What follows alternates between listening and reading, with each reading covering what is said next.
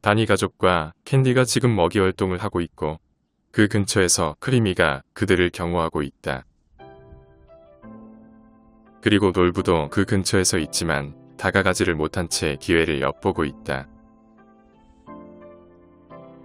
지금까지 일주일 넘게 놀부가 캔디에게 구애를 하고 있지만 캔디는 아직까지 답을 주지 않고 있다. 하늘은 푸르고 햇살은 따뜻한 오후지만 지금 놀부의 심정은 참담하기만 하다.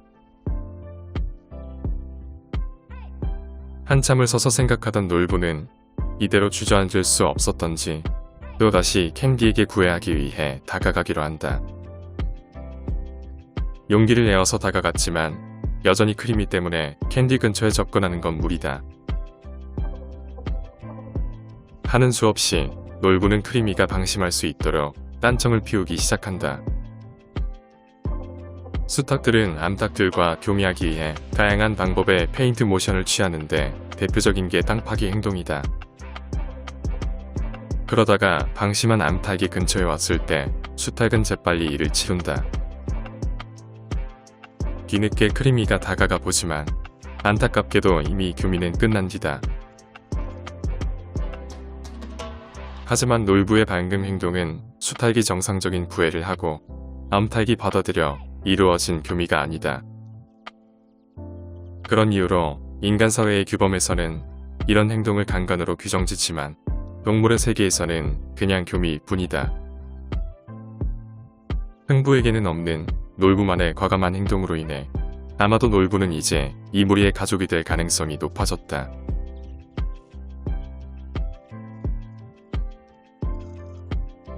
앵두가 무기를 갈고 있다.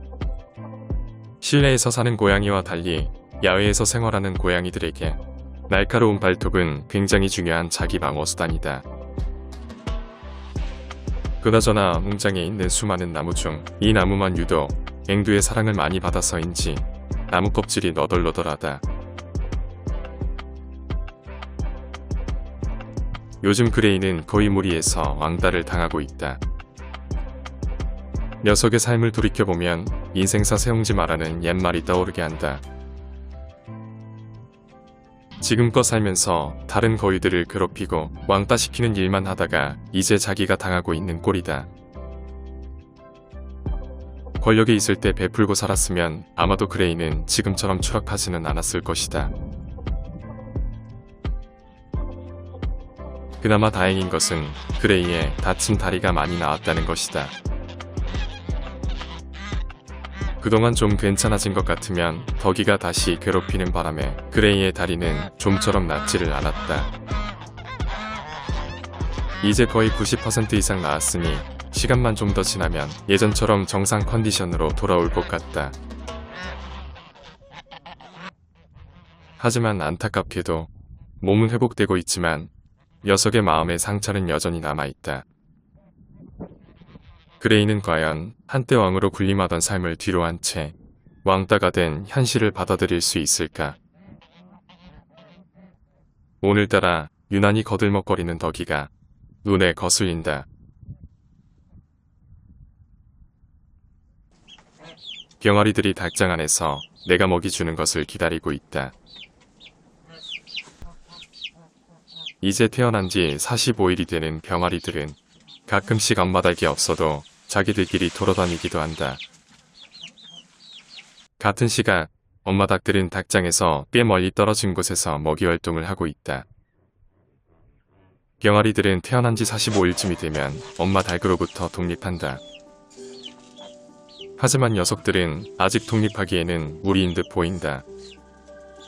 겨울철에 태어나는 병아리들은 체온 유지를 위해 여전히 엄마 닭의 따뜻한 품이 필요하기 때문이다. 하지만 그런 이유로 여름에 태어난 병아리보다 겨울에 태어난 병아리들은 엄마 닭과 유대관계가 더 좋아진다. 아마도 작년 이맘때쯤 캔디의 품속에서 자란 크리미도 그런 이유로 캔디를 더 따르는지도 모른다. 배가 고팠던 병아리들은 사료를 먹기 위해 모이기 시작한다. 병아리들의 깃털색을 보아하니 갈색 두 마리의 아빠는 태양이고 엄마는 다니가 맞는 것 같다. 그리고 검정색의 아빠는 놀부이고 엄마는 캔디일 것이다. 캔디가 주로 태양이와만 교미를 하다가 놀부의 기습적인 교미로 인해 태어난 게 검정색 병아리인 것 같다.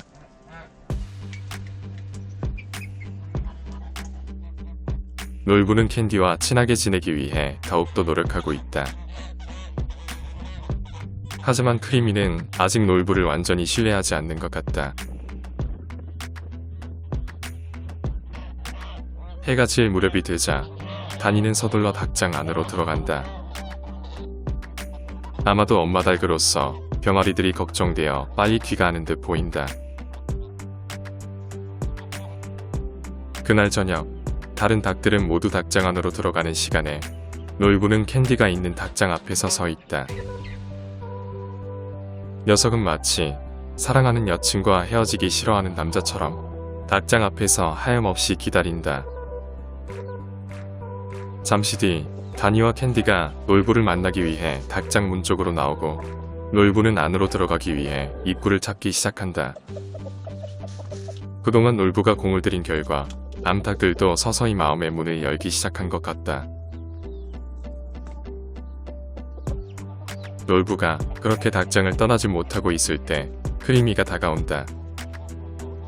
크리미는 방금 저녁 식사를 마치고 돌아오는 길이다.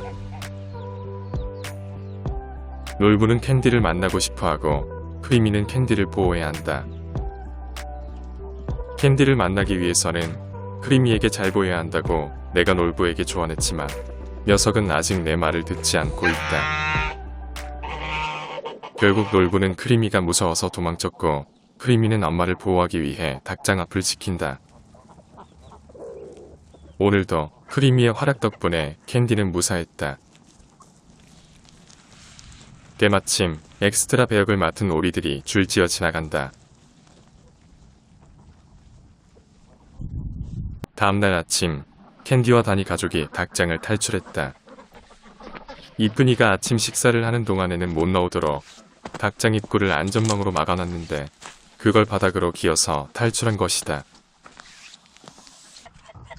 오늘은 놀부까지 합세해서 이쁜이의 식사를 방해하고 있다. 하지만 다행히도 다른 동물들이 옆에 있으면 식사를 못했던 이쁜이는 꿋꿋하게 사료를 먹고 있다.